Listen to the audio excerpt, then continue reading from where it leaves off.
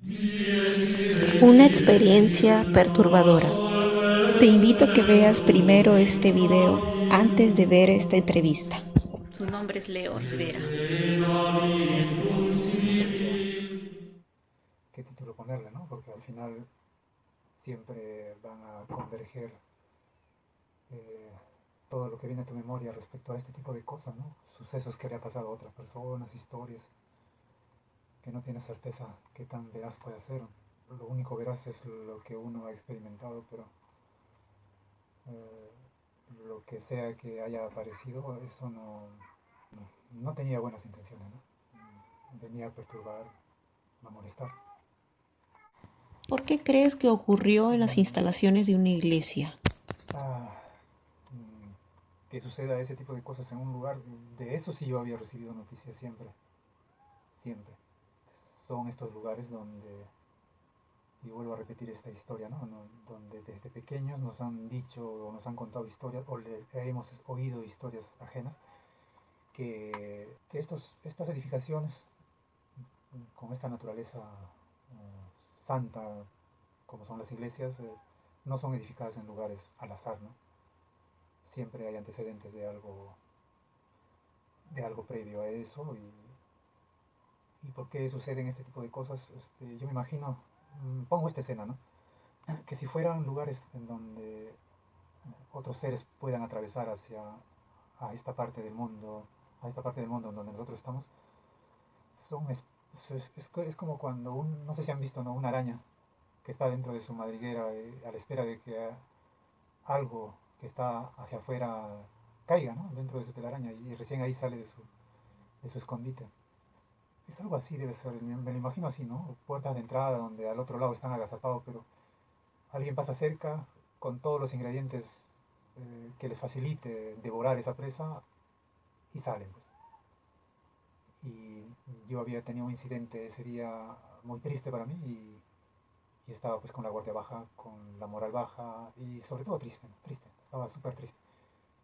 Creo que vieron la posibilidad de seguir maltratando, entre comillas, ¿no? A alguien que está débil, ¿no? Es como los depredadores que la primera víctima a la que escogen es la más débil, ¿no? Por lógica, ¿no? Es un comportamiento animalesco. Y al ser puerta de entrada de esta naturaleza para este mundo, yo me imagino poco tiene que ver si el lugar es designado como santo o no, es simplemente una zona de su influencia, ¿no? De su hábitat, nada más, nada más. ¿No crees que ha sido una parálisis de sueño? Cuando uno está en un lugar nuevo, extraño, diferente al que uno está acostumbrado, en este caso a dormir, me despertaba. Más todavía por la situación de que era un lugar extraño, ¿no? El despertarse era pleno. No estaba uno en estado de somnolencia, ¿no? Me despertaba plenamente.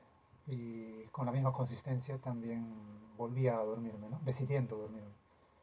Pero siempre reparando en que estoy en un lugar extraño y nuevo, ¿no? Siempre sucede eso.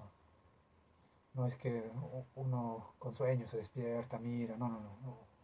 Uno entra en conciencia porque quiere saber en dónde está, ¿no? Entonces, basado en eso es que realmente me levantaba, me despertaba, estaba completamente despierto, ¿no?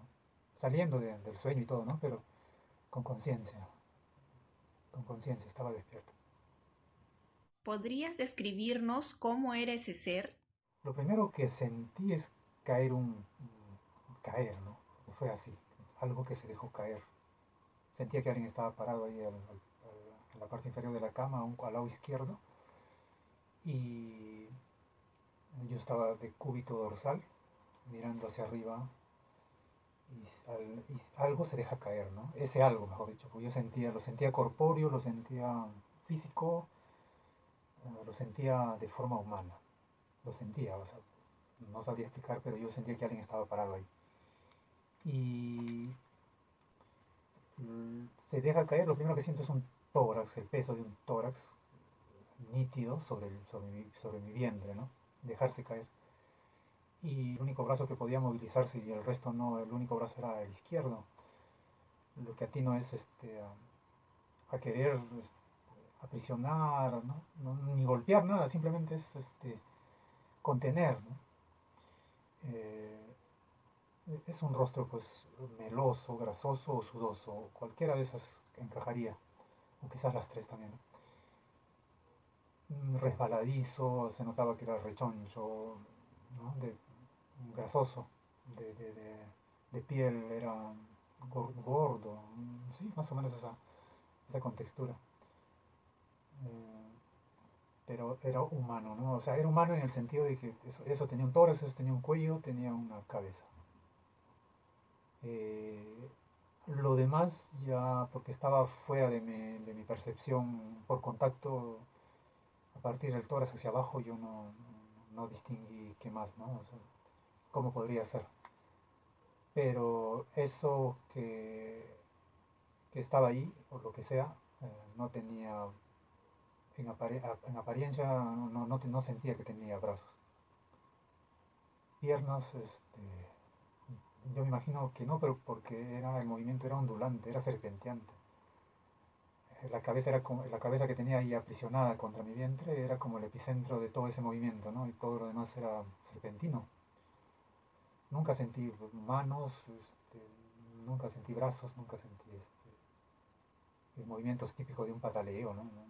Era, esa parte del cuerpo yo no podría describirlo, pero por movimientos era serpentino, ondulante, se sacudía así de esa manera.